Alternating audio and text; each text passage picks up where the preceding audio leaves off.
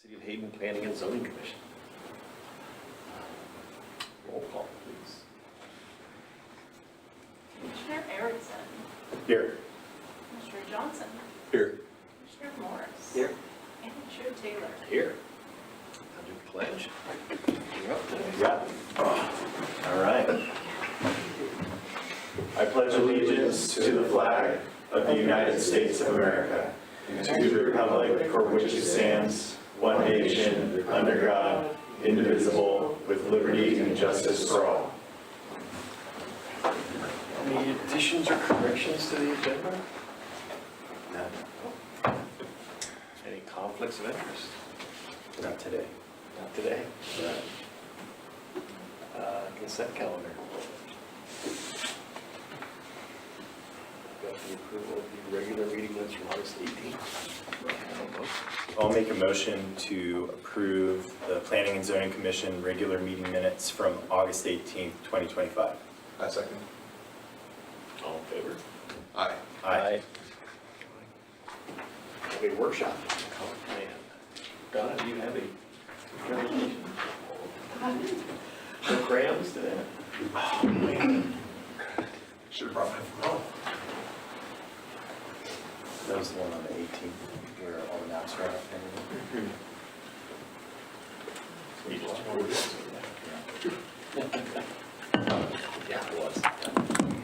So a meeting in August,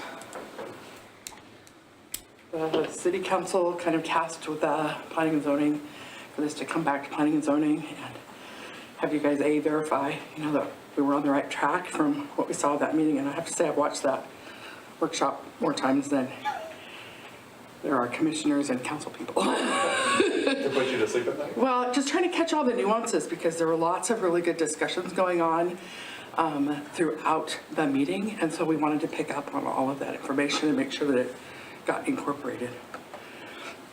So just to give a timeline of where we're at, the 2040 Comprehensive Plan update, we kind of started this process in August of 23. We had workshops in September, October, November, and December of 23. We had an open house with members of the public regarding the vision, the goals, and the policies in the spring of 24. We hired SCJ Alliance to review those plans and to those proposed changes with the vision, goals, and policies and make sure that they were solid. And then also in the spring of this year, we brought them on board to just help get us through the chapters and make sure we were on track with the bulk of kind of the changes that we wanted to see throughout the chapters. And then staff has kind of picked that ball back up to kind of get us across the finish line. So I liked this blurb that we found on the video from the workshop. It shows Council President Roeder, it shows Council Member Schaefer, and Planning and Zoning Commission Chair Taylor. It really shows kind of the group working together to discuss appropriate land use locations for the future land use map. And so that's actually been added to the updates as a graphic. So as part of the comprehensive plan goes, I've just pulled up a relatively clean and relatively wordsmith version of what will be in the Chapter 4 code. The Chapter 4 comprehensive plan land use chapter. And that's what you see kind of on the screen at the moment. When you read this comprehensive plan, you started with the previous comp plan. You had amendments that went into it from SCJ Alliance and the updates.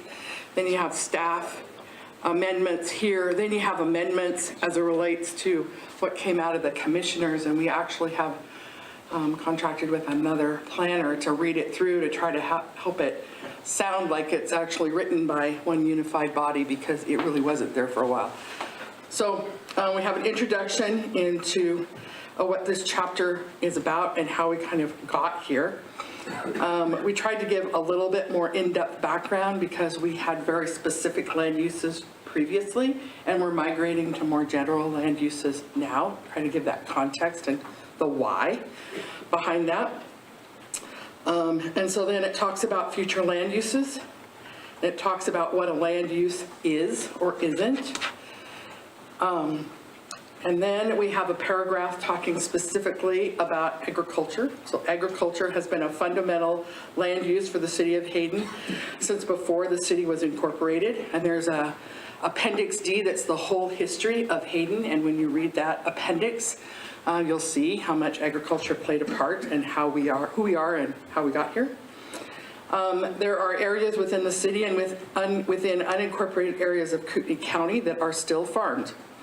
These farm areas are generally larger in size, do not have city services like sewer and water, and are remnants of much larger areas that were previously farmed. And that brings to mind like Thayer Seed and Sod as an example. That was or Jacqueline, much larger pieces of property. The city would consider these areas as rural in nature, with a single-family residence and large amounts of open space available to produce farm products. Forested areas and mineral exploration and extraction are not specifically identified within Hayden city limits. However, the city strives to increase the tree canopy with design standards related to tree placement. And additional information regarding these topics can be found in Chapter 6. So again, those were topics that were brought out in the workshop that weren't previously well addressed, although everybody had thought at the time that they were addressed. We tried to kind of expand upon that based on what we heard from everybody in the workshop. And there's that picture. These are the 5 land uses that we kind of used when we were working on our future land use map. General commercial, being again that kind of service-oriented activities that are primarily accessed by vehicle. They may require larger parking lot areas and or service areas that are required in the central business district. So when you think of a downtown central business district, again, that's a walkable kind of behavior. When you're thinking about general commercial, it's where you kind of drive to it and get your services done, whether it's, whatever. Then we have that light industrial, and that really is a use that has manufacturing and wholesale business activities. They're primarily made up of light assemblage, distribution, fabrication, manufacturing, processing, and warehousing. That mixed commercial, that's again a land use where you have a mixture of 2 kinds of uses, and what we usually see in that is some kind of combination of residential, commercial, and or retail space. Mixed commercial buildings typically include a residential section and commercial spaces that face the street and or other public areas. Again, just trying to get a feel for what we're thinking about when we're thinking about those land uses. And then the public and recreation, that hasn't changed since the workshop meeting. And then residential, again, land uses allow for lots of varying sizes designed for people to live. Housing design may vary between and through residential areas. And then we talked about the neighborhood commercial overlay, and understood that nodes is not a word that everybody liked to hear, so we've been working on pulling that node word out of here, so you may see a few of those still. We haven't completed a to and through. But we did try to shore it up and give it a little bit more context as far as what those neighborhood commercial nodes or commercial areas are. And again, pointing out that the only way you can have one is through a conditional use permit. And they're really about neighborhood-oriented businesses that fit in the neighborhood. That's kind of what we're trying to strive in this portion. Donna, for those nodes, are we just going to refer to them as commercial areas? Neighborhood commercial areas. Neighborhood commercial areas, got it. Yeah, I believe so. Okay. We haven't really vetted that for sure, but it seems to be the Going term? yeah. And from a land use function, that's what we're looking for, yes. So you've got the live, work, and play lifestyle in there. Is that gonna set up some red flags for anybody? I don't think so. Okay. Why don't we like nodes? It's a quirky term that it's funny. As you kind of work through this, I've noticed that words that we used 15 years ago to describe something kind of run out of, I don't know. People start using new versions, and so nodes and overlays are 2 of them that they really want more specific to zones than in land uses. So I'm trying to figure out how to make it comply better.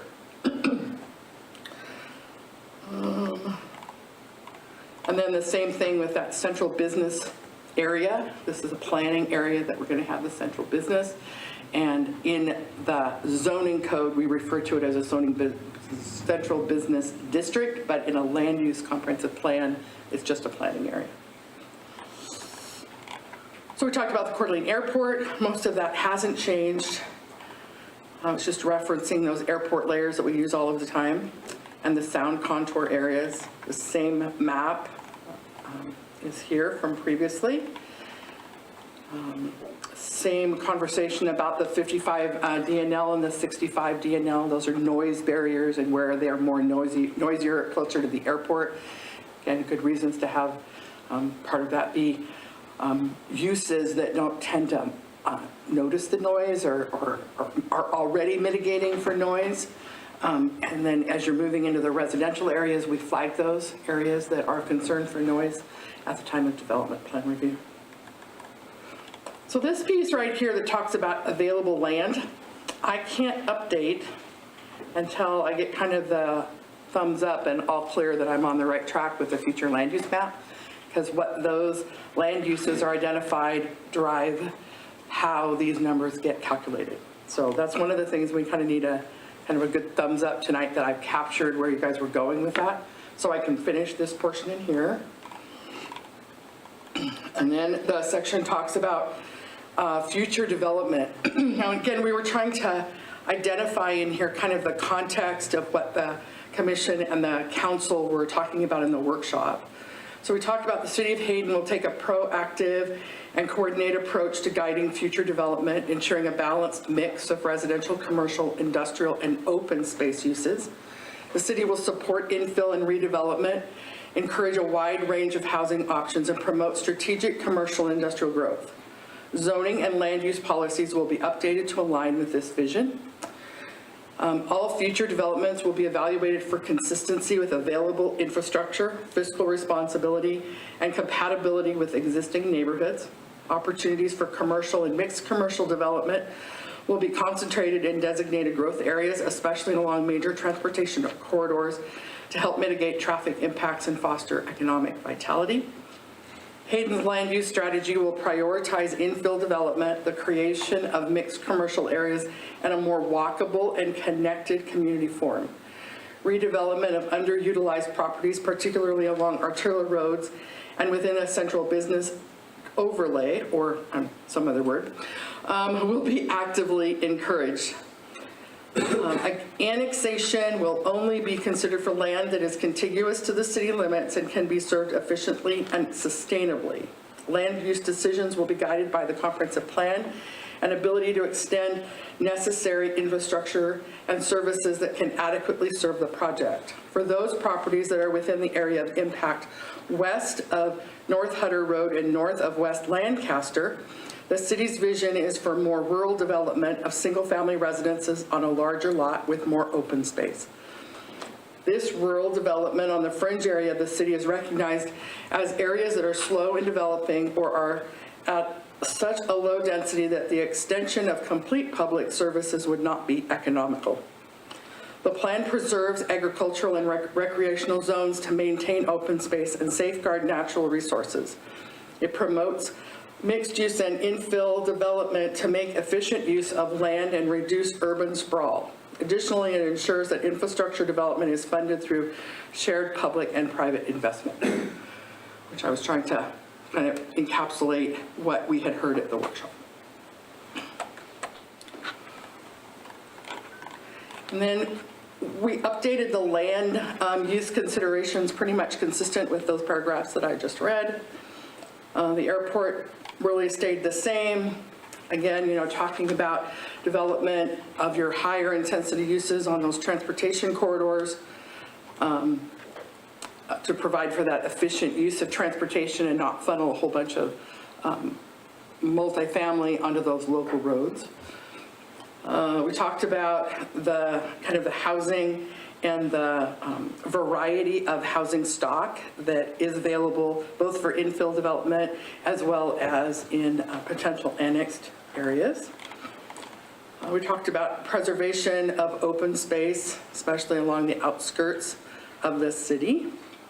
and the parks and recreation areas as well. And then we did talk about the Hutter bypass and recognizing that the Hutter bypass has a myriad of land use designations along it, both light industrial, kind of to the south, buffering up from the airport. You have commercial land use areas and you have residential land use areas along the Hutter corridor. And then again, private property rights. That's pretty much similar or exactly the same as previously. So that's the whole land use chapter. So really the only piece that hasn't been updated are those parts that I kind of need your take on related to the future land use map. So Shannon at this point is going to pass out my whole PowerPoint so you have something to write on. And she's going to pass out 11 by 17s of what we believe planning and zoning and city councils came up with for a future land use map.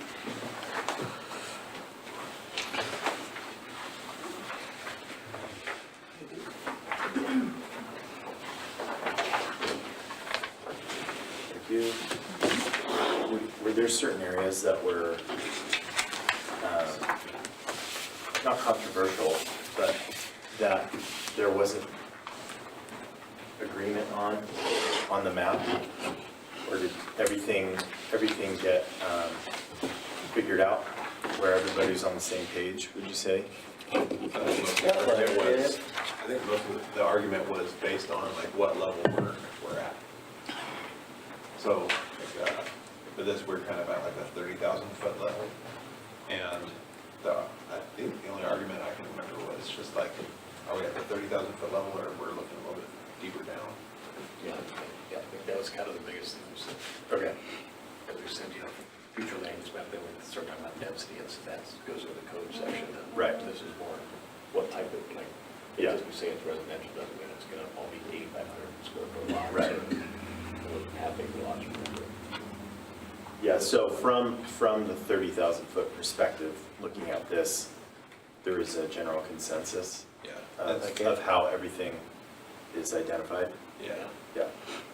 So just to kind of walk through how this was created, we took the map that you guys had up here and then we backed up through the language to get us to the map that was here. And so everywhere that is this kind of green color is that public recreation open space piece, either that exists today or that we have plans or projects in process that will get us there. And this is the only one that we showed outside of the city limits, but within our area of impact. And the reason that we showed this area is because it is in a conservation easement, so it will remain open for perpetuity. Which area? The area that's down here, just west of the dike. Oh, Right in oh, here. got it, yeah. I wasn't seeing the Yeah, cursor. yeah, see Is that? that Yeah, in no. the city limits, or is that, It's not, it's in the area of impact. you just answer that? Is it under Hayden Lake or is it under county? It's county. Okay. Yeah. So then the other thing to note on here is that we kind of drew this kind of buffer around the airport, kind of up to Highway 95 and then down this way. And there was kind of discussion back and forth between Council Member Roeder and Council President Roeder and Council Member Schaefer that his lines were getting too close and there was no way to develop those areas. And so what we did was we took the area of city limits and we took the airport runway protection zones and we measured out 300 feet. And so that's a 300-foot distance, combined distance from the farthest one out, and that's how you got this kind of light industrial area.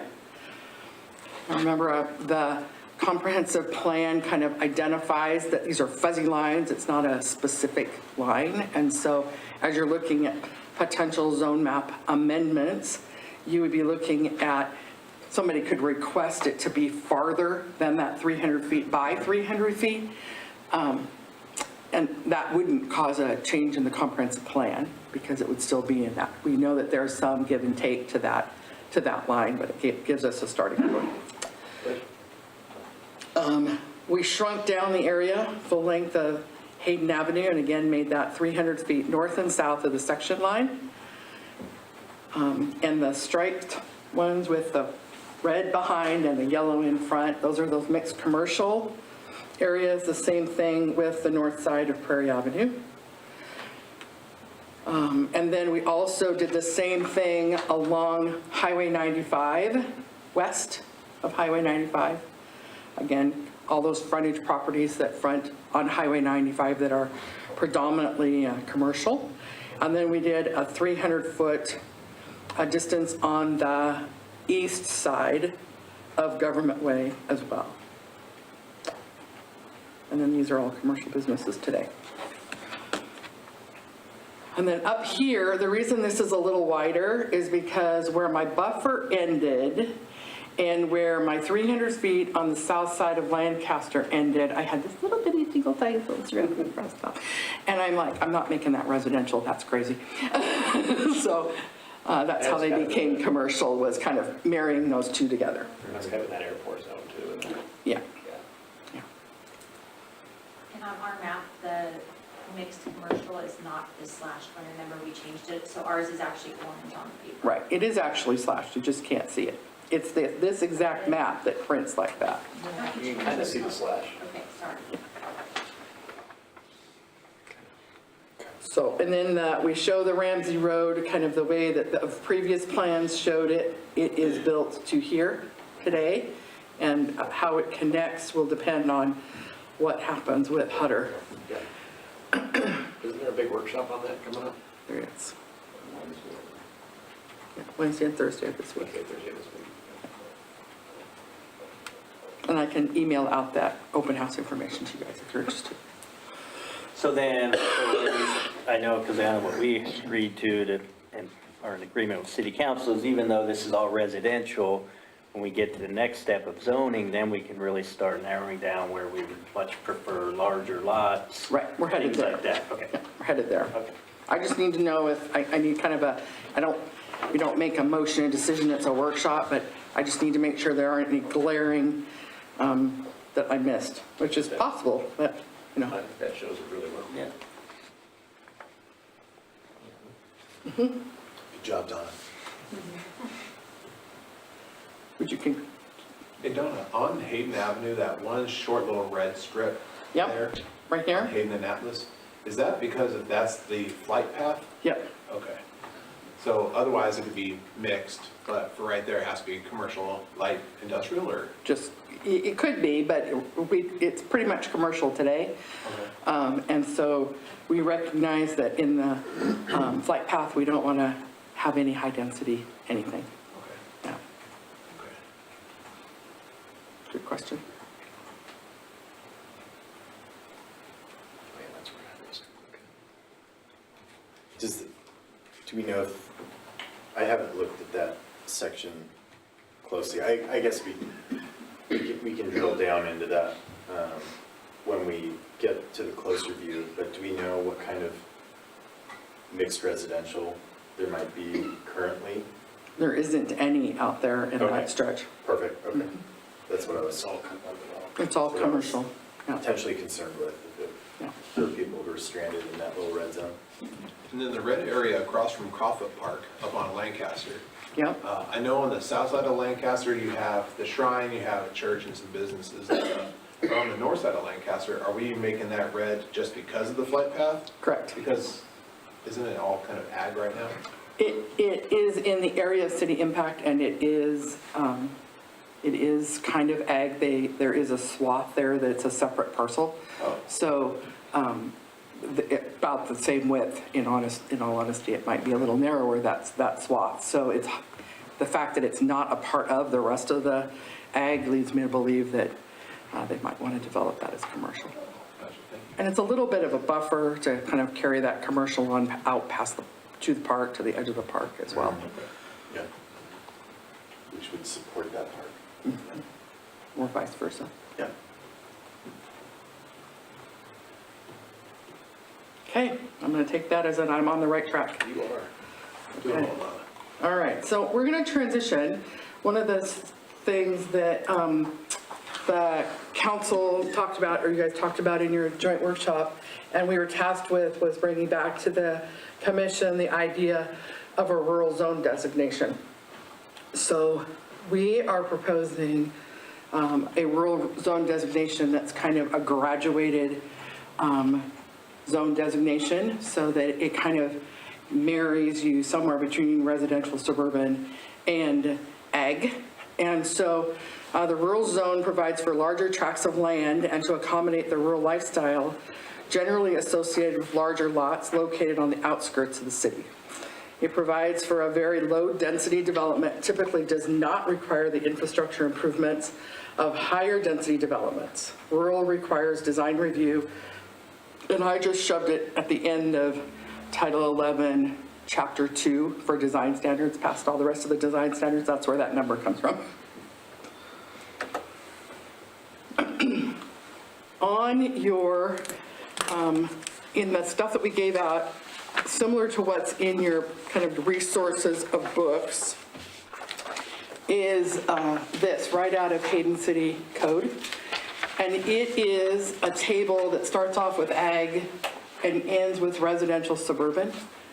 But I took this table and we moved the ag from the left end and pushed it to the right end because I needed to get residential, suburban, and ag side by side so that we could kind of compare what these might look like. So if residential suburban starts off at half an acre minimum, then RU1 is a 1 acre, and RU2 is a minimum of 2.5 acres, and RU5 is a minimum of 5 acres. And then one of the conversations that came out of the, well, with this is rural is 5, then what's ag? So we made ag a 10-acre swath as well, so try to making it a little bit consistent across the board. And then we kind of looked at the rest of the residential setbacks and what have you, and kept those consistent because, again, if residential suburban is the same as ag, you would think that rural that is between those for minimum lot sizes should be the same as well. So you kind of, all of these are the same, 35 feet and 35 feet. You've got a little note. So if you look at the bottom of your chart, you can see what the note number is. Number 1 is talking about an accessory dwelling unit. If you put it in a shop, your shop height can go from 20 feet to the same height as your house if you put an ADU in the upstairs of your shop. So if you're in an ag and you have a barn, it can only be 20 feet tall. If you just put it in a barn, it can only be 20 feet tall. That's correct. That's consistent across the board. The percentages of lot coverage are consistent with both residential suburban and with ag. So if we change those, the minimum public or private road street frontage, again, same and same, but we're like, okay, how many people want really, really, really, really, really skinny, 1, 2.5, 5 and 10 acre tracts? So we're proposing a new note 5. And again, consistent with both residential suburban and ag, is an ADU allowed? Yes. So the only things that changed were we changed the minimum lot size in ag to 10, and we kept all of the other setbacks consistent with both residential suburban and the ag zone.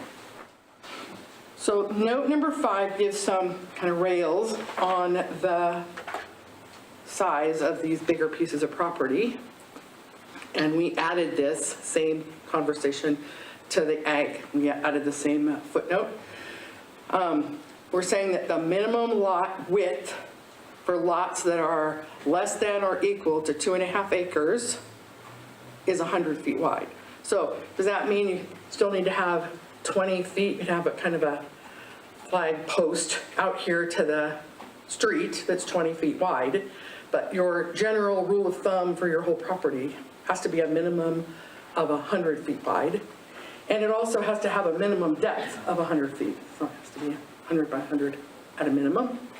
And then anything that's greater than 2.5 acres, because those both can't be this equal. So anything that's greater, we'll fix that. Anything that's greater than 2.5 acres, so that's, 2.75 5-acre ones, and then those 10-acre ones needs to be 200 by 200. Again, trying to not have a bunch of really skinny lots side by side that you can't build on at all. Something to think about.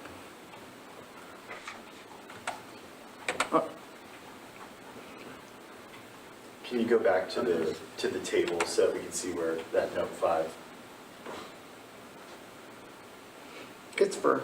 It's from a rural one It's for all the to rural and ag. and ag, yeah.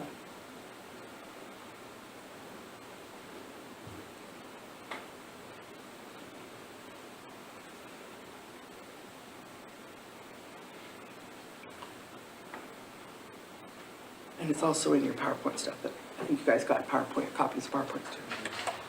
So you have something to refer back to. So then, we also want to put some kind of rails on this a bit. We wanted to ensure that we listed in code the fact that our intent was that you only are allowed one primary structure per lot, and you're only allowed one ADU per lot. You couldn't have multiples of those unless you had something that allowed you to do that by conditional use permit or zoning development agreement. We have some non-conforming properties floating around the city that could potentially fit this kind of bill. Can I ask a quick question? Just being the new guy, is there any, can you incentivize landowners at all? I know we have a lot of, or not maybe a lot, but there's, kind of acreage within the city or land within, and, you come and it's like, well, if you're gonna do something with it, to sort of incentivize and keep it larger or keep it green, when it comes to what do you have to do as far as, if you're only going to do, you can't do 10 lots, but you're only going to do 5. So what the city can do is we can, participate or somehow incentivize the landowner to do that. Is that ever talked about, or is that even a thing? Because I think we'd all like to see less density, larger lots, but thinking about people on these outskirts, what, I don't know, probably discussion for another time, but, I just sometimes drive down like a map, we see these sidewalks kind of randomly, and I know that's part of an overall plan, but is there a better way to do it where, that would encourage less density without penalizing someone who's doing it? I don't know. Just get on my mind a little how we can keep the rural areas more rural, some of the larger acreage areas that are still kind of within, clearly, people can do with them what they want, but encouraged to have less density within the city. Would you say one of the incentives for those more rural areas is the requirements are less for the type of infrastructure? We're heading there. Yeah, so I think that's probably That's a sort of, partial answer to that. So item number 2 and 3 are right out of the existing code. There's nothing different there. There was a typo in this one that we've kind of cleaned up with this move. And then one of the notes that we have in the rural area is that densities may be averaged using a planned unit development and lot clustering. So one of the things you don't want to do with these great big lots is shoot yourself in the foot for the future. And one of the things that we hear over and over and over again from a public maintenance perspective is that these large 5-acre tracts, when they redevelop, they become cul-de-sacs. So think about all the cul-de-sacs that are in the city.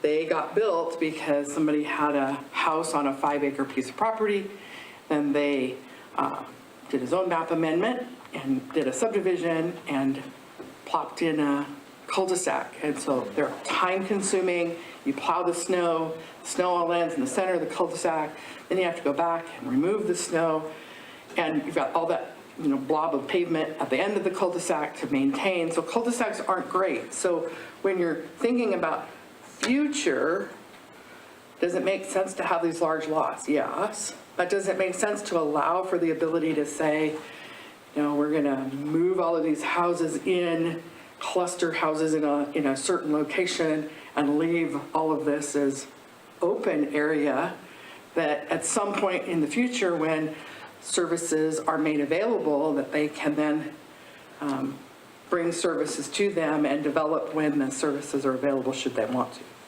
It's something to consider. That's So you're saying that a cul-de-sac dead ends the utilities pretty much? correct. So there isn't, you don't get that utility connection, you don't get transportation connection. It also silos neighborhoods. So this neighborhood is on the cul-de-sac, they're done, put a fence up, and they have just their neighborhood. And they don't have that connectivity with the neighbors that are, you know, either side of them. So it doesn't really breed community as far as the city goes. Okay, so you noticed how we put those residential suburban on one side and we put ag on the other side, and we had to figure out what the heck to do with uses, because you don't just create a zone and then not tell anybody what you can put in it. So you should have a use table in front of you. It might be further back in this same document.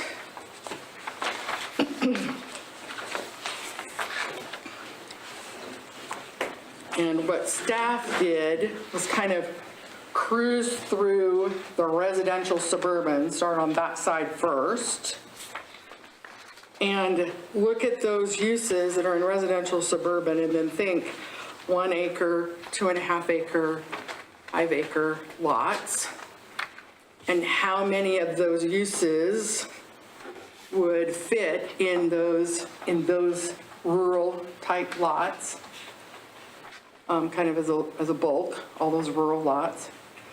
And then think about how many of them you don't want to allow in there, or you want to allow by conditional use permit, not allow just outright. You want to put some rails on it so that it would fit.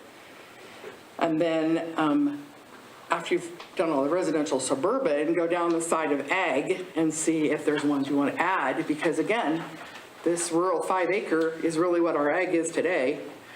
So, you know, what does that look like? And so staff took a stab at it and kind of came up with this, but we need to verify whether or not you guys may or may not agree. So I just want to kind of cruise through the list. So if you're looking at the use list, staff thought that under the, you know, the first part above multifamily, we thought that that those made sense to allow accessory dwelling units, single-family dwelling units, and manufactured homes allowed outright.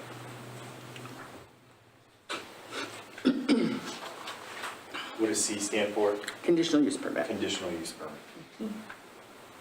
So that would have been consistent with both ag and with residential suburban for all three of those uses. So that's pretty consistent. Didn't think that multifamily belonged in the rural area, so we did not include any of those uses. No apartments, no condos. Okay. Multifamily, you're not talking about like some family putting multiple houses on a 10 acre lot or something for their family, are you? Or does that mean like apartments or? So multifamily means apartments, condos, it means fourplexes, Oh, Shared wall.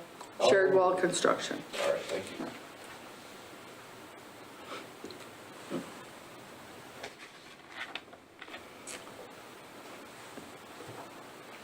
So then you head down into group living, and we thought that those group livings all would be allowed uses only with conditional use permits.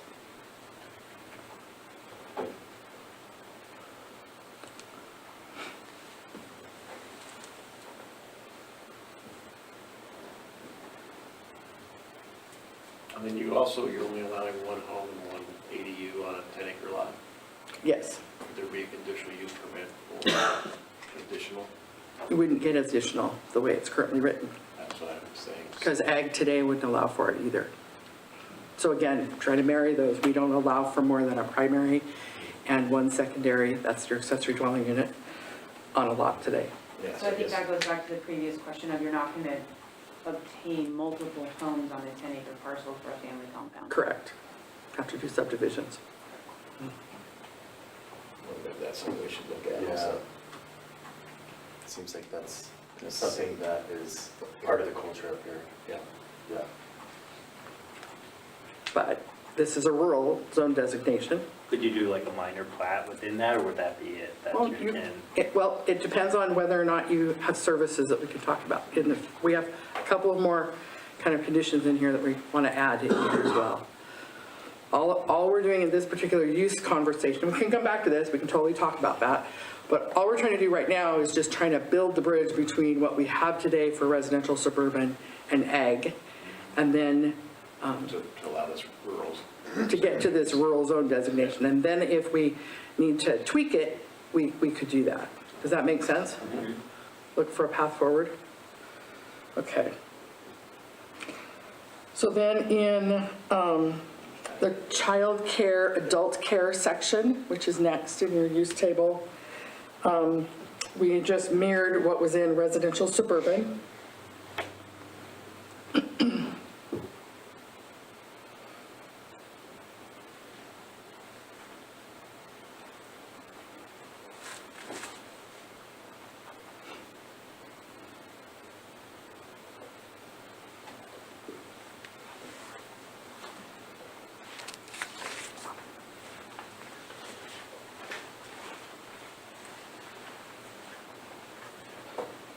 What is NCN?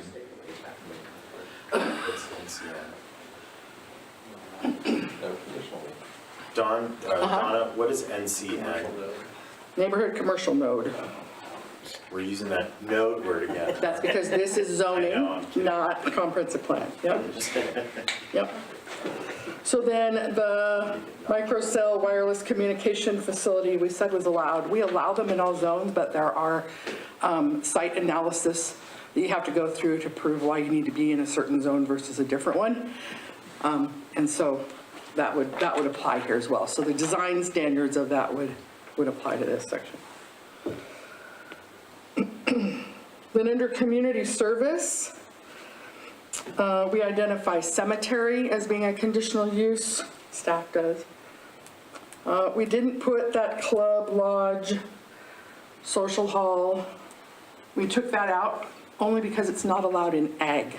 So since these are going more toward the ag kind of world, we didn't leave that in there.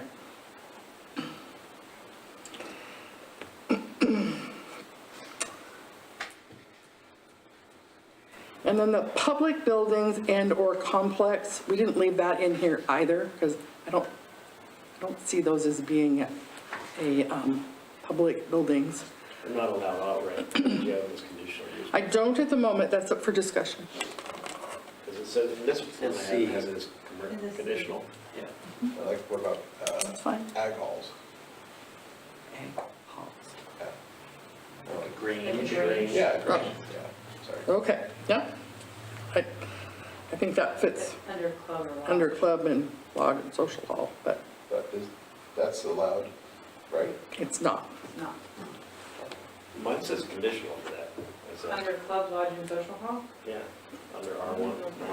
It does in the residential suburban, but it doesn't in the ag. So we were suggesting taking it out Of ag. of the rural, because the rural follows. Okay. Gotcha. Recreation center is conditional and religious institution is conditional.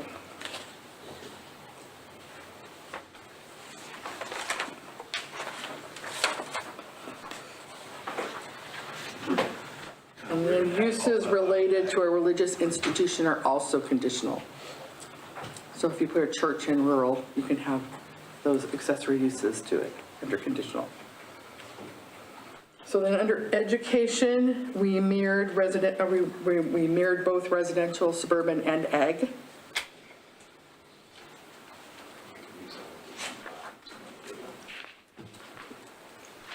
We took all the healthcare uses, we mirrored them again, those aren't allowed in either residential, suburban, or ag.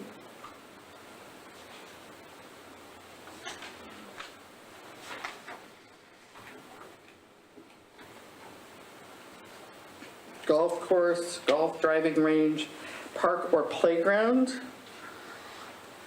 and public plaza and open space. So we were suggesting conditional use permits on 3 of those, except for the park and playground, and those were going to be allowed outright.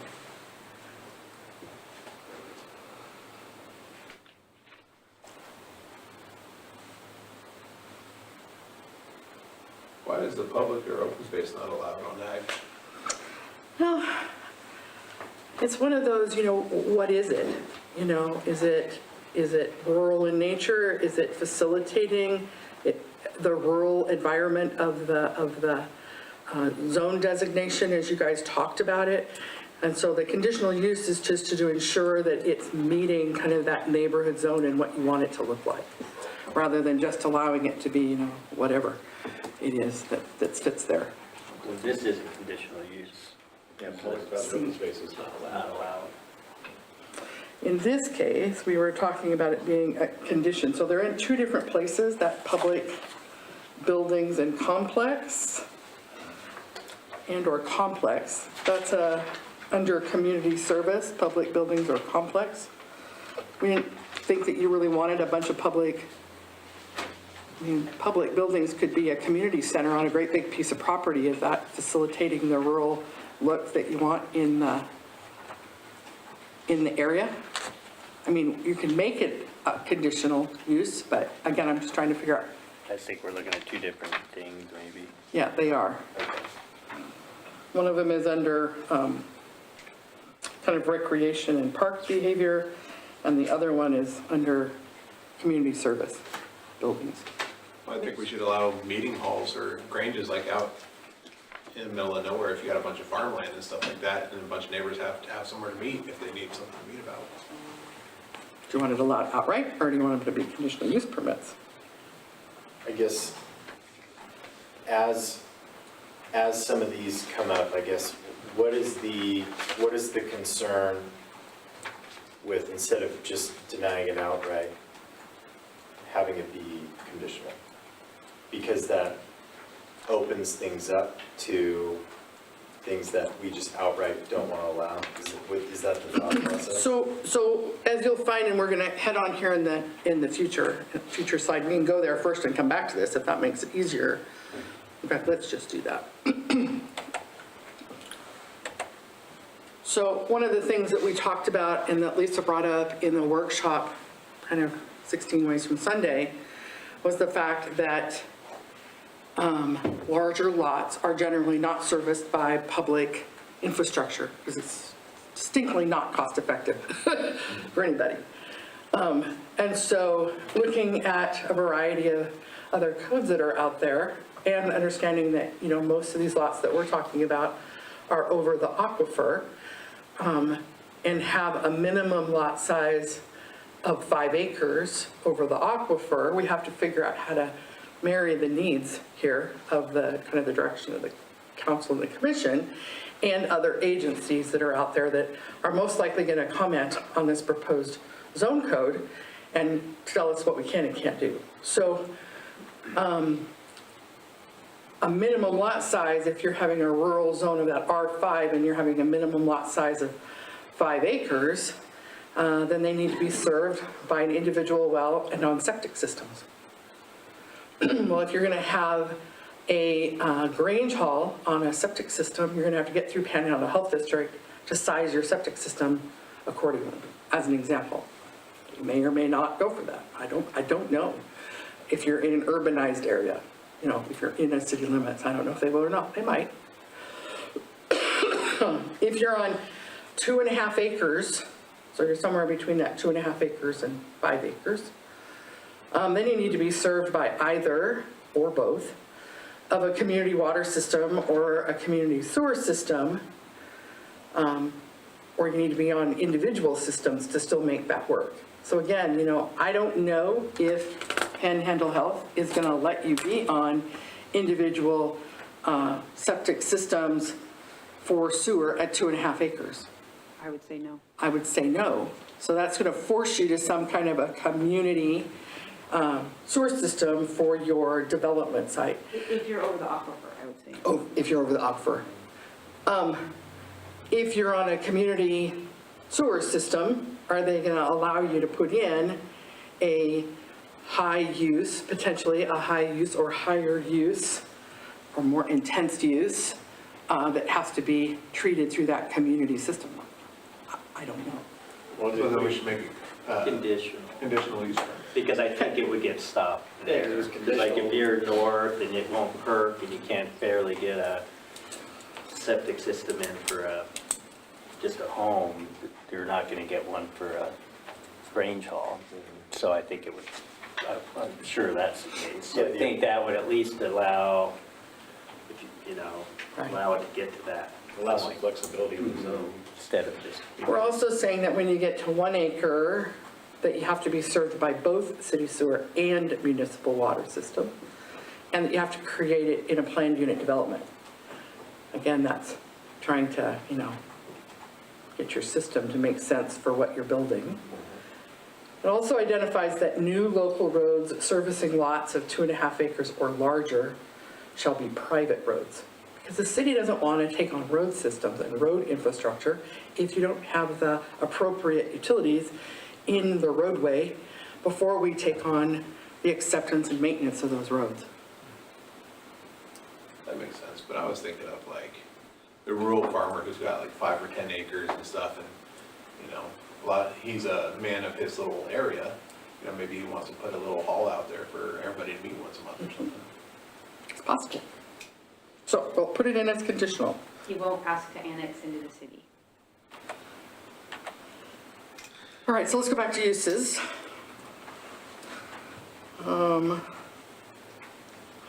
We said no to bus stations and terminals. They're not allowed in residential, suburban, or ag today. Under utilities, railroad transportation lines or spurs, railroad classification yards, that's a C in ag today. I wasn't certain if you wanted it in the rural zone allowed at all. It's not allowed in residential suburban. So we didn't put it in the rurals for that railroad yard. But the two that we did have in there that we allowed outright mirrored both residential, suburban, and ag, and that was utility infrastructure, both minor and major. What would those consist of? They could be wells, they could be pump houses, sewer pump houses, they could be Cell towers. cell towers, they could be, both minor and major. Yeah. Transmission lines, could be those two. So then under agriculture, where there's commercial beekeeping, farming, stables, tree farming, we mirrored what was going on in ag with being allowed, but it's only allowed where you have 5 acres or more. And didn't 5 acres a minimum for a forestry exemption anyway? It is.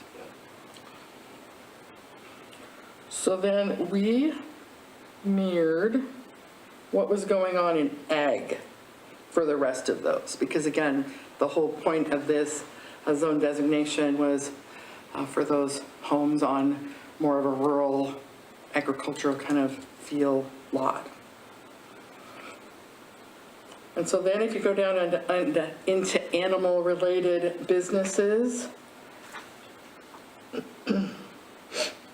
animal daycares and animal hospitals aren't allowed in residential suburban, but these are ag lots that are very similar in size to the old ag.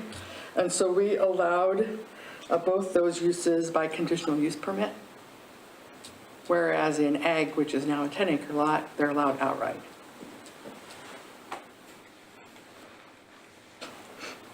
And then we mirrored kennel and boarding kennel as both being conditional use permits.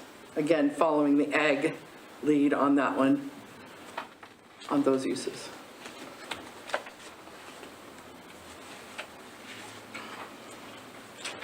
So then on the next page, we didn't have any of those uses.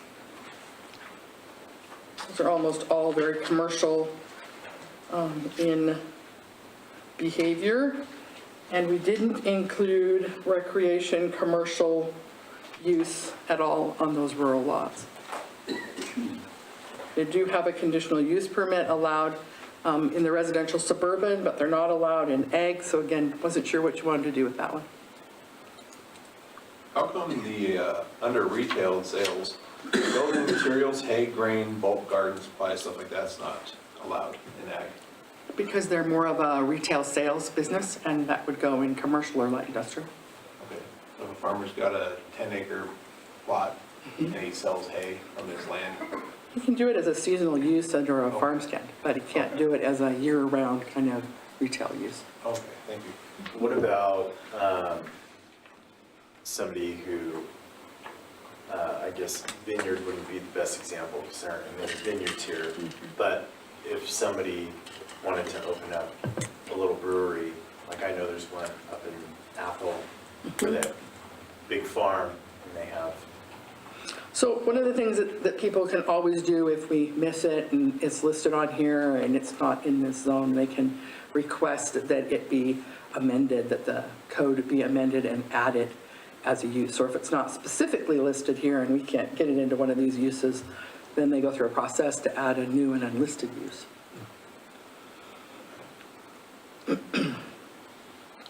If you see it on here and you want me to add it as a use, I can totally do that, but Yeah, I forget the name of it, but do you guys know what I'm talking about? I do, yeah. I wouldn't want to completely stifle that sort of like entrepreneurship if somebody owns. I got Lavender Farm on 95 where she sells oils from there out of it. It's like a 5-acre. I mean, it'd be nice if that's an option, if you're keeping your rural area rural. And because of that, you'd like to utilize it for something other than just a big field. I think it'd be nice to have that ability. Yeah. I don't know where that would go on here, but I think park up there, true. so on ag, well, yeah, we got seasonal We've too, got but seasonal uses You do, okay. on page 10 by conditional use, so at that point, they can come in for conditional use yep. to sell their products. Okay. But I think if somebody had like a little brewery, that technically wouldn't be seasonal if they had an indoor seating of, a couple tables, that sort of thing. So a brewery, distillery, and winery is only allowed today in the commercial, the CBD, light industrial, and neighborhood commercial node. So we should make that I think condition. the neighborhood commercial node in your agricultural area. Good, because we don't have them defined in any location, so it would still require a conditional use permit in order to open. So there is a path for it. Yep. Okay, I just want to make sure there's a path for it. Okay, Yeah. sounds good. All right. So going back to recreation center, do you want that allowed as a conditional use permit in this rural zone? Or do you want to leave it as blank and not being allowed similar to what they do in the ag zone? I think conditional. People get pretty creative Yeah. in those zones, I think you don't want to stifle that. So then down under retail, we recognize that this is supposed to be rural, not retail, and so those are not allowed outright uses. Vehicles and equipment, they're not allowed outright, and no hotel motels, no campgrounds. And virtually nothing else on this page, on page 9. Mostly because there wasn't any residential suburban uses allowing these, and there isn't any ag uses. And we were trying to marry the two. On page 9, are we making brewery, distillery, and winery conditional?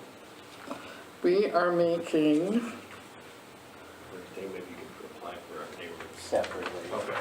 right, under the neighborhood commercial node, so, yeah. And then on page 10, If you go down to accessory structures, those are allowed with conditional, similar to residential suburban. Accessory outdoor storage is allowed, obviously, because it's that rural nature kind of conversation. Beekeeping hobby, we're allowing that by conditional use, similar to both residential, suburban, and ag. Home occupation classes A and B, so anywhere you can have a residence, you can have a home occupation. That's consistent across all the zones.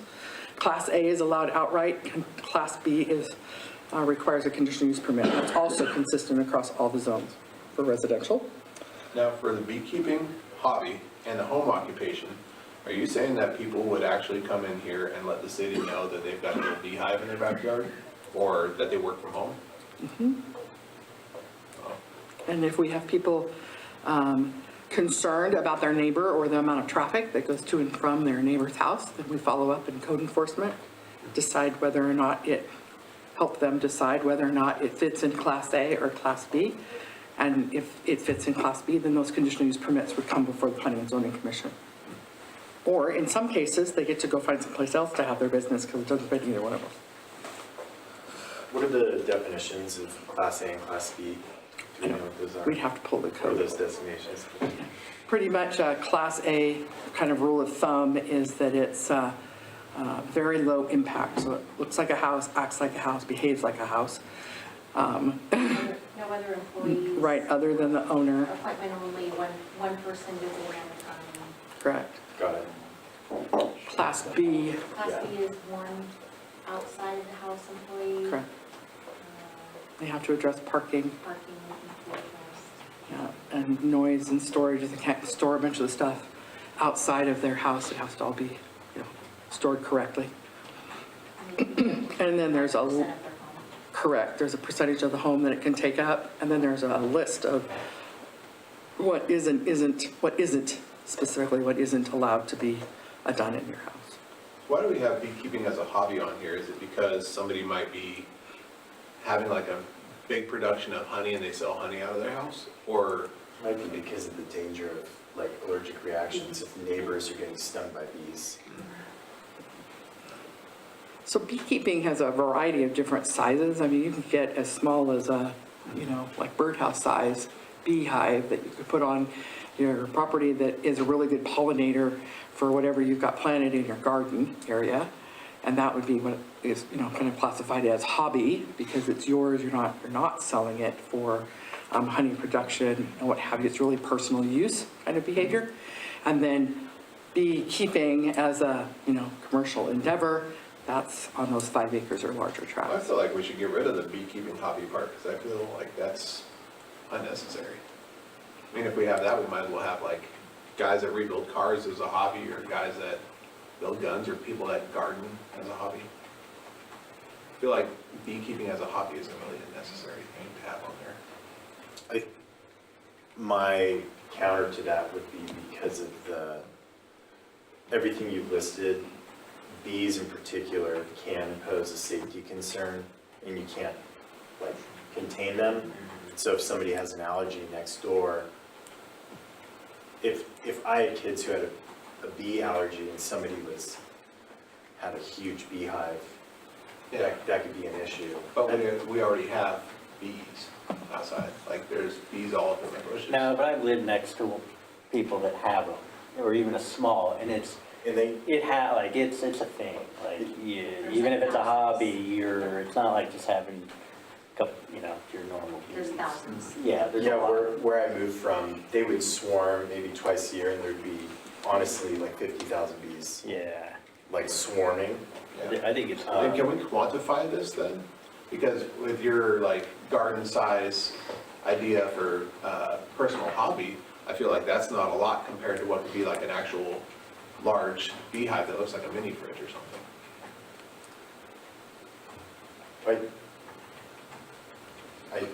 I think it goes back to,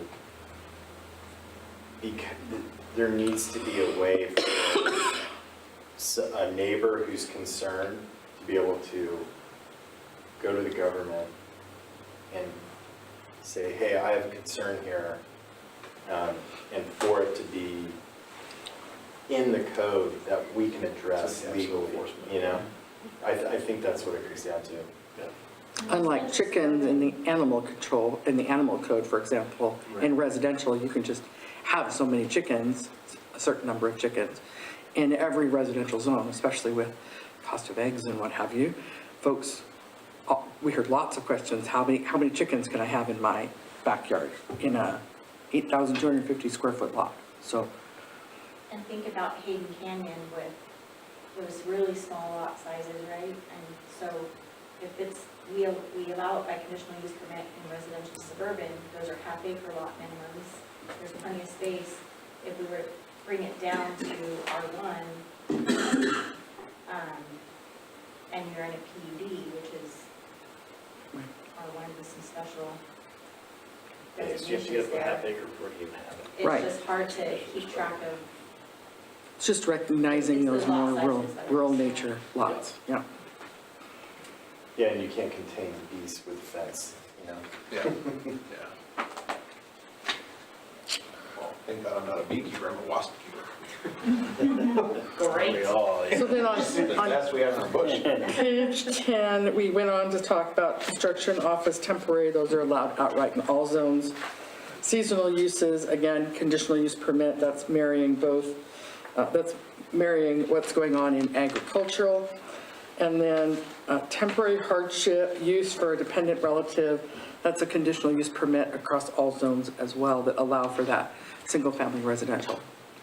Temporary hardship is a request that folks make of the city for a housing structure to go in on a temporary basis to house some relative that has some health-related condition that they want to be independent, but they need somebody close by to take care of them.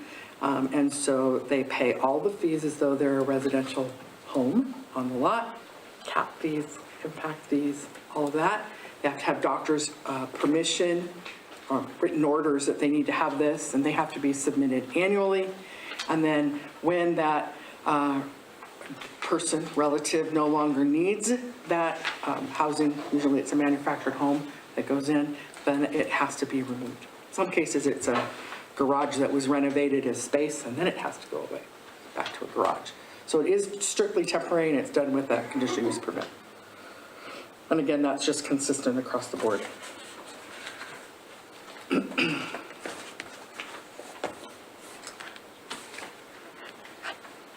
And with the temporary voting place on the bottom of page 10, it's not allowed on ag, but schools are, and those are traditionally quite common to be voting places. Can that be a conditional use thing, or is that like just a temporary building popping up, or what? So temporary voting places are usually in large buildings, and so you're correct, they're usually done by location. And so we could add it as an allowed use if that's what you'd like us to do. Or at least conditional, because if the schools are conditional, then I think that Okay. maybe that could be, or, Yeah, I think that makes sense. I don't know if parking would be an issue. Depends on the building, I think. Well, if We just the, don't allow for parking on unpaved surfaces and that sort of thing. So I don't know if we would, where would they park it? But if it's, well, if you have a school. yeah, if A the, school, yes, if the that's how we're school talking made it about all that. the way through, if you've got a school in an ag, or if you have a public Oh, they can complex have a in parking. one of those, we could Yeah. I add thought you those were as just saying conditional. add no, it'd just be Like, at where a your place where a farmhouses school will be. already ran the gauntlet Yeah. Okay. and wanted to become a polling place. Yeah. Okay. Maybe it should be just allowed outright. If the school is allowed and good to go, then it should be allowed outright, right?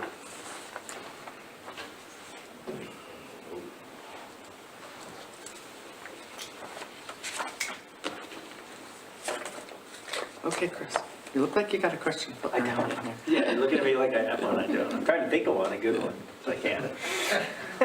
Nothing's Did you coming. have other uses that aren't listed there that you wanted us to include?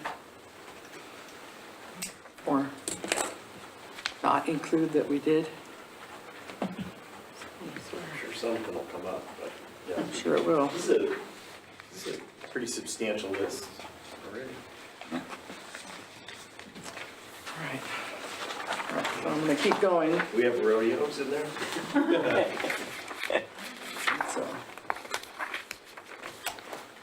So then, talking about those rural design standards, and again, trying to marry them between residential, suburban, and ag. All properties in the rural zone, whether they're new constructions or renovations, these design standards would apply to. And of course, there's always exemptions to that. So if you're doing an interior remodel of the same use, then you wouldn't have to, follow the design standards. If you're doing some normal routine maintenance and repair, if whatever you're doing in the construction wouldn't require a permit. And then any temporary structures as allowed by the code or emergency structures wouldn't have to follow. We kind of already went through this. So against this is, levels of service. So then talking about a community system in this context of these two services, sewer and water, they're privately maintained water supply and distribution systems, sewage collection, treatment, and disposal. So the water district doesn't take care of them, and the city doesn't take care of them. So a community system doesn't include an individual septic tank and drain field. That would be the property owner that owns those. And it doesn't include a community septic tank and drain field. So that means that you're doing some treatment to whatever the heck you're collecting, and you are disposing it accordingly. And then, if it gets to the point where we have to have some kind of a sewer management agreement that happens between you and Panhandle Health and DQ and us, or however that works, there may be a way out of that discussion, but that's kind of the couching language. So we have an aquifer, a sole source aquifer, that these properties that we're identifying as wanting to remain in that rural kind of vein. Almost all of the land that fits that bill is over the top of that aquifer. And so we want to have some kind of language in here that recognizes that someplace at the end of the day, they're going to be on some kind of a municipal sewer system in the future. Not today, not tomorrow, but somewhere in the future, they're actually going to be treated by the city. So prior to the city approving any conditional use permit or subdivision or plan unit development or the issuance of any building permit, the owner of the property will sign an authorization that at some point in the future, when they're notified that they'll be given a certain length of time to connect to the city sewer at that point in time. So it has some language that'll be added in those authorizations that will then be recorded and run with the land, that everybody will be on notice that at some point you're going to connect to the city sewer. The development using a non-city sewer system shall connect when sewer service becomes available. So in the past, when you had a house that wasn't connected to sewer, and we have a lot of houses in the city of Hayden inside the city limits that aren't connected to city sewer for a variety of reasons. When sewer became available, say it rode down the street finally and a gap got filled in and sewer became available, then a letter would get sent to them and they would be notified that they have X amount of time to connect to sewer. Well, that code was changed 6 years ago, probably 6 or 7 years ago, a while ago, that took that requirement away. What it did is it said that if you do some triggering event, like you do some remodel to your house that exceeds a certain percentage, or you subdivide, or you add an accessory dwelling unit, or you whatever, all these kind of couching language, and you've been passed by sewer, now you need to connect. So it has a triggering event. When you do a variety of land use actions, you build in the triggering event that says when you're going to connect to the city sewer. So same thing happening here. But if you've built your own community sewer system, you don't want to turn around in a couple of years and vacate your sewer system and have to connect. There's a lot of expense to that. And so the city recognizes that, and so I'm throwing out a number that says that no development shall be required to connect to a city sewer system, a sewer solution, within 5 years of their building of their community system. So their community system will last for at least 5 years, probably longer, but at least 5 years. And then if there's a sewer solution, then they'll connect to the sewer solution and come off of their current solution. That's kind of what's proposed here. Do you see any big red flags in this, Fonda? Okay. No, I see that this exercise has highlighted exactly what we had kind of forecast was going to be a significant amount of work by adding additional zoning and use protections that were discussed at the last meeting. So I hope that everybody's really gathering the significant amount of code changes that have to go into effect in order to provide for this and balancing that with the actual amount of land that would be at risk rather than, just hypothetically thinking about. So this is just Title 11, Right. 2 and 3, 2-3 and 2-4. This doesn't include all of the references to zone in landscaping and in lighting and in signage. Oh, animal code that's referencing it. So So simply just there's a add- plethora of other, Correct. That was the point, is to really see the amount of work that goes into code revisions. and we didn't want to go down all those roads of all of those additional code amendments to make this happen if we were entirely out in left field for what we were gathering from the workshop that you guys had together. And if we're on the right path, then we can head down the rest of that as well.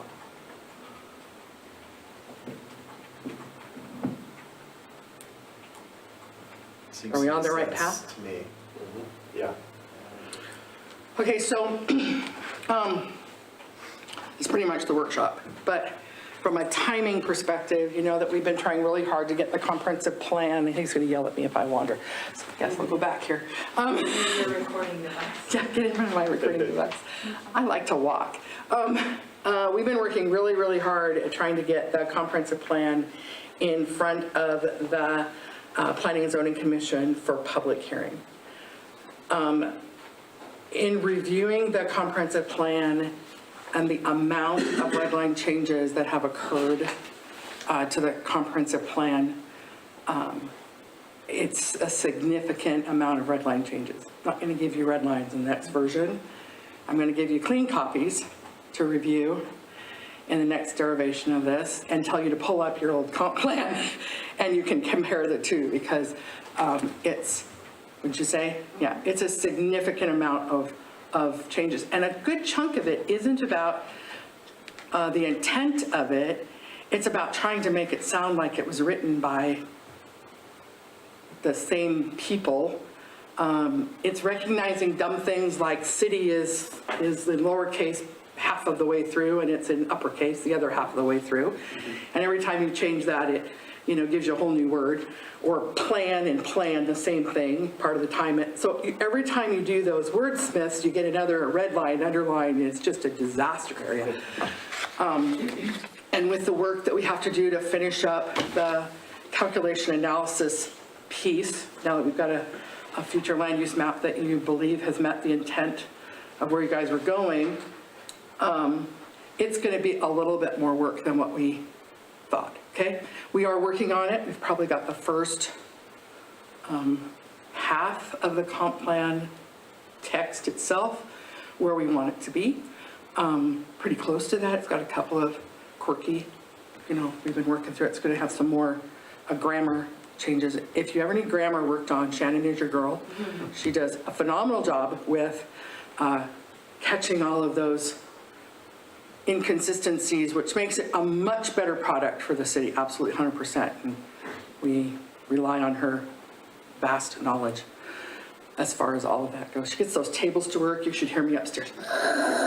And she does that and So fixes that it. the next one we look at, we should just be able to say. this- Right, unless you find some huge glaring error. So Theoretically. our goal is to have the public hearing before the planning and zoning at the second meeting in October. You will have, the way the calendar currently works, you're going to have 2 public hearings that night, one for the comp plan and one for another project. Most likely, unless you want to have another meeting, a workshop meeting at your next regularly scheduled meeting in October to look at the clean versions that hopefully will have most of those to you, we can totally do that. I don't have a problem at all. We can walk through the plan and talk about the changes that have been made if that's what you would like to do at your next meeting. Otherwise, we don't have anything else on the docket for that meeting. There's one more thing I wanted to note. I was tasked with calling Kootenai County and clarifying whether or not 2 of the maps, or one of the maps, and then I was looking for a second map. So at the last meeting at the workshop, Council President Roeder brought up the fact that the Idaho State has adopted code, and Fonda can help me if I'm wrong, that talks about agricultural protection areas, and that counties have been tasked with mapping those agricultural protection areas. And I have reached out to both the Community Development Department and their mapping division, hunting for a map that would show whether or not there are any agricultural protection areas at Council President Roeder's request, that we could include in the map portion of the comp plan that would recognize those areas. And as of today, I have not received anything back from the county. I'm not even sure they mapped those areas at this point, but we did reach out. And then the other one is there's a hazardous, like the wildfire urban interface, and then the hazardous areas map. And that map is the most current there is out there, so we will remain with that map that's in the comprehensive plan today and not replace it with another one. And those were, I did update, the school district has been updated to current in there. So the other map, and we took out the neighborhood commercial overlay specific designations, that's been removed at the direction of the group. Okay, so, The question is, do we want to have another meeting? Or just have the clean version at the next meeting to look over. yeah, if you want a meeting at the next meeting, then we can just look over that as part of the meeting. Yeah. For the public Yeah. hearing, probably. Yeah. So on the 6th, at 6, have another Yeah. workshop? Yeah. Does that Do work? we have any public hearings on that one? No. Not on the 6th, just the following meeting, we'll have 2 public hearings. So plan on Yeah, so probably a good time. to accordingly, start plan on that. accordingly. Give it a final look at it. Yep. Yeah. I won't be able to make it for October. Okay, Be out of country, so I can't call. For both of them? Yeah. Well, I leave like a day after the first one, so I'm gonna be spending time with family, and then I'll be gone for the second one. So it'll be the 3 of us gotta be here for the quorum. yes. So October 6th is, I don't see any problem with that. Are you guys free on that? And then what was the other one, the 20th? 20. Yeah. These are my days. Yeah. Yep, Yeah. Yeah, that works. okay. Thanks, guys. I'm done with the workshop part, done with my report part. I think I'm just done part. Do we need to do a direction to staff and notice for comprehensive plan public hearing? Yeah, so that was I was kind of framing that up. So if, I don't believe we're ready to go to public hearing. If we were ready to go, then I was going to be looking for you guys to give me a motion, so. And how long is the notice? Is it 30-day notice or is it? It's a 15-day notice because we do 2 public hearings on the comprehensive plan. So after so- the 6th, we could make a recommendation then at that point. Maybe. Okay, so can you recommend us to go to public hearing for the 20th of October? And if at the next meeting, there's just way too many changes again, we can push it. Okay. I need it. I'd That's like the to next recommend item. that we, Is that an action item? Yes, it is. Okay, so that's like a motion and a second. But we're in workshop, so did we? Oh, no, No, we- she said she was done with I just said I'm done with workshop. So you have to close the workshop and open the meeting? Is that- Okay. No, okay, yeah, done with workshop, it. Just on to unfinished business. yeah. all right, so we are closing the workshop and moving on to unfinished business. And maybe we'd like to make a motion regarding public hearing for the comp plan on October 20th.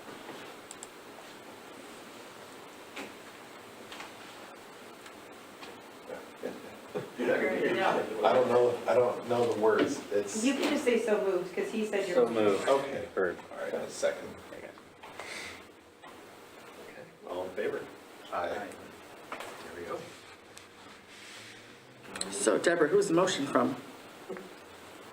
He's so moved. Okay. He's second. No, No, vice versa. I so Okay. moved. He's so moved. Second, okay. She was like, Thank you. Reports, Donna?